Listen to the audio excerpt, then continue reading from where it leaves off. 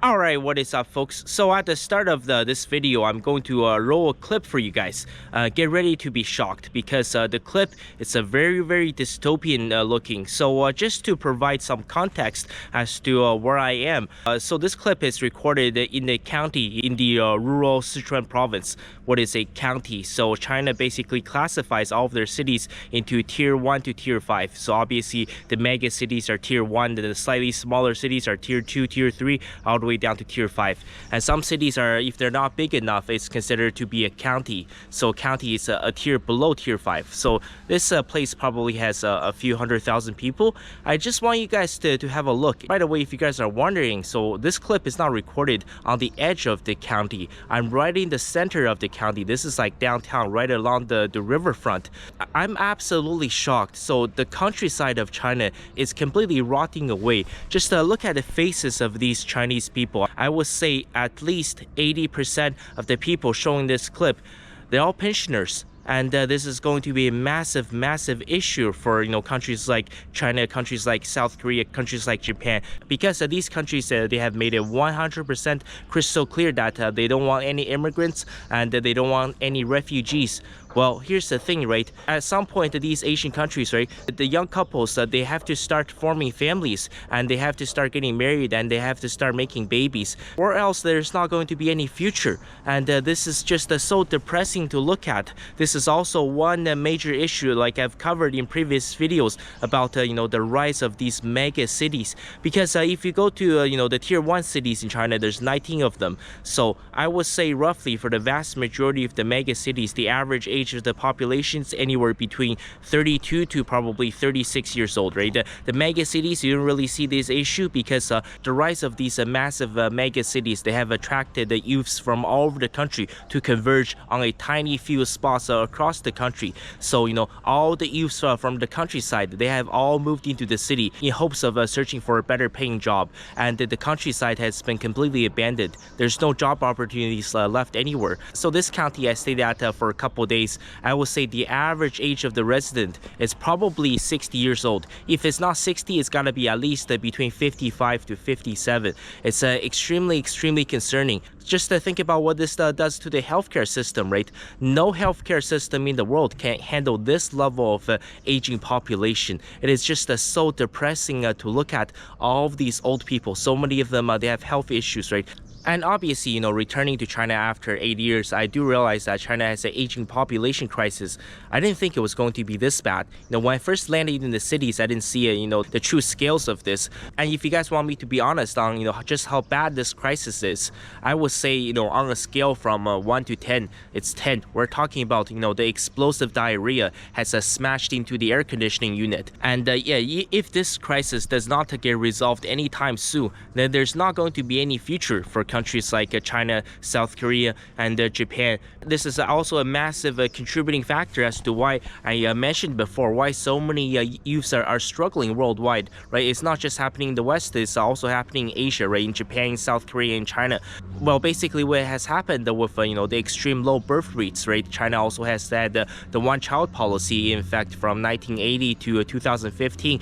So China has created this very unique 4-to-1 family tree where you have 4 grandparents, 2 parents, and 1 child. What's happening is that for many of these Chinese youths who are struggling, whatever jobs they can find, whatever wages they're making, right? So the taxes they're paying and the contributions they're paying to, let's say, the pension system, which is scheduled to run out of money by 2035, well, it's pretty obvious, right? Because almost everybody is retiring and very few people are going into the workforce. So now basically the wage of this one Chinese person has to support 6 aging pensioners in China. This is also a massive problem as people around the world are living longer and longer, because how is the government going to have the money to pay a pension to all these old people? How is the government supposed to come up with the money to provide healthcare for all of these seniors? I believe it's projected that by 2035, the number of people that's retiring in China that's collecting pension, it is expected to surpass 400 million people.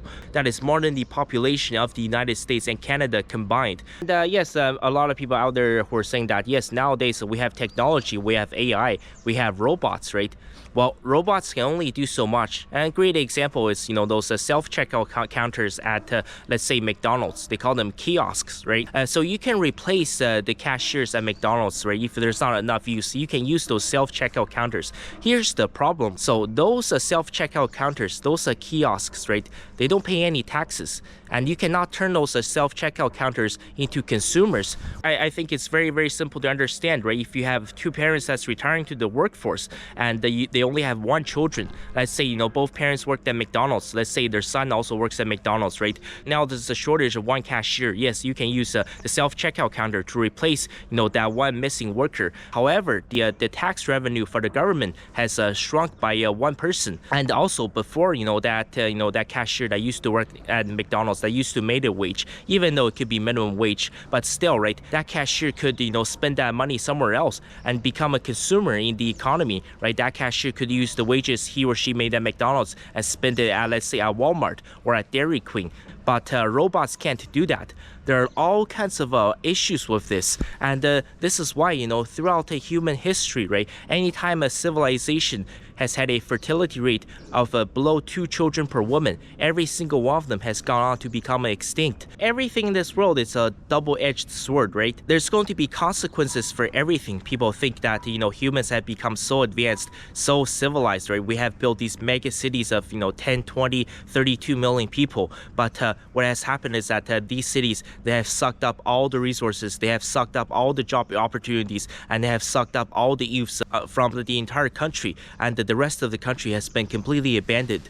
And if China does want to save the countryside, right, and there has to be major projects put into place, right, the infrastructure of these countryside needs to be massively improved. The old houses, the slums, the ghettos, they need to be torn down. New apartments needs to be built. And also, for example, right, if you're a young person, if you're a 25-year-old, why should you want to move away from the city to move to the countryside? Let's say, if you're looking for a date, right, if you want to, enter a relationship, if you want to get married, if you want to have children, where are you going to meet when the average age of the town is 60 years old? So that there needs to be programs to put into place. If you want young people to come back, you need to build a bunch of entertainment areas. There needs to be KTVs, there needs to be clubs, there needs to be gyms, there needs to be basketball courts where young people can meet each other, where they can make friends, where they can date, and hopefully one day get married and have children. And this is why I have to keep coming back to this topic as to why, in the countryside, there are so few divorces, right? Let's say, if you're a couple of 25-year-olds, if you're not happy in your marriage or relationship, the thing is, right, if you decide to break up, who else are you going to date? There's no other option, right? All that's left in the town is a bunch of old farts, versus if you go to a mega city of 20 million people, you see attractive, successful man, woman everywhere you go, right? So obviously that's going to be incentive for people to break up, because a lot of people are going to think that, there's a better option out there. And one extremely important point I want to make at the end of this video, if China does want to, save its future. So roughly right now, China has roughly 85 million empty apartments. And the reason why they're sitting there empty, they're not being sold, I think it's very obvious, right? China's population is shrinking. It's getting very, very old, right? There are fewer and fewer youths in the country. And most of the old people in China, they already own homes. So where are you going to sell those units to? China's largest real estate developer, Evergrande, has already filed for bankruptcy.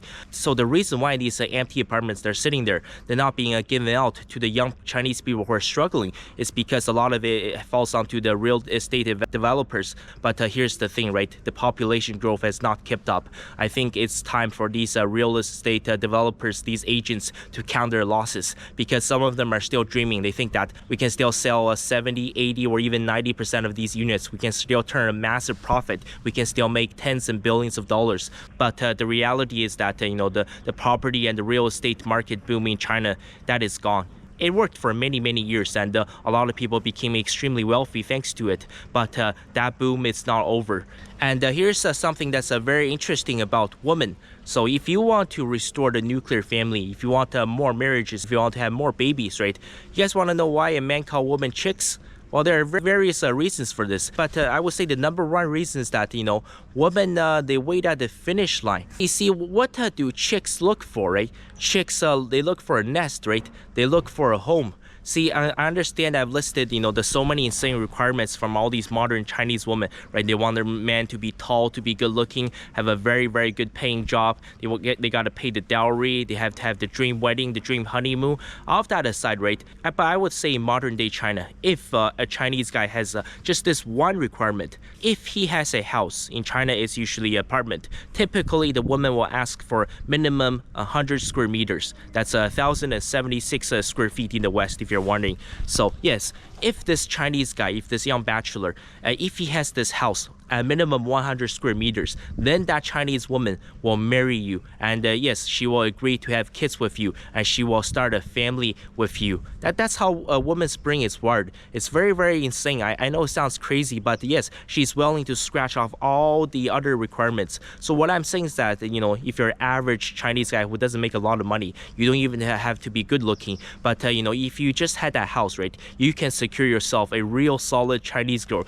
that is at least, I would say, above average, at least a 5.1 out of 10, as long as you have that 100 square meter apartment. So as these homes are sitting there emptying and rotting away, the Chinese government and the real estate developers, they had to make a decision fast. Might as well give these units away to these young Chinese men who are struggling, and they can't find a girlfriend, they can't afford to get married, so obviously they can't afford to have children. That's why you have the population collapse. It's time for China to give away some of these empty units that's been sitting there to the young Chinese men who are struggling. This way they can finally get a girlfriend, and then they can finally get married and start having children.